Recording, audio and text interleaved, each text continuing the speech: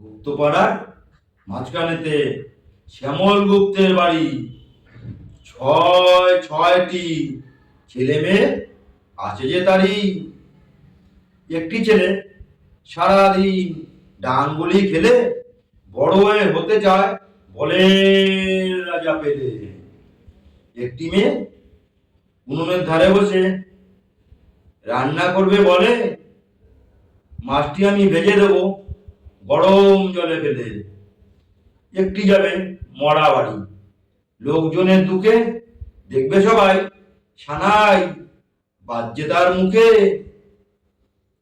একটি ছেলে সারাদিন ঘোরাঘুরি করে গাছের উপর বসে থাকে মাছ ধরবে বলে।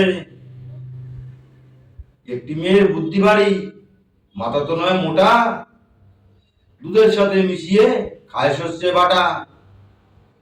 একটি জেলে গরমকালে দরজা জানলা বন্ধ করে রাখে, শীতকালেতে ঘরে তার ঠান্ডা এসি চালানো থাকে। গুপ্ত বাবুর বলি হরি, বাজারে গিয়ে আজ মুদির দোকানিরে বলে, ও মুদি ভাই দেও তো 1 কিলো মাছ। গুপ্ত বাবুর গিন্নি এসব দেখে শুনে সোনার দোকানে যায় আটা কিনবে বলে। 4 ছেলে আর 2 মেয়েতে রয়েছে তার ঘরে, পাড়ার সব বকাটে ছেলে তাদের রয়েছে ঘিরে।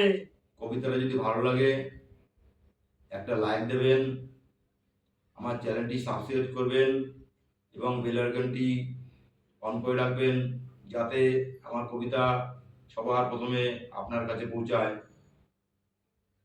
নমস্কার।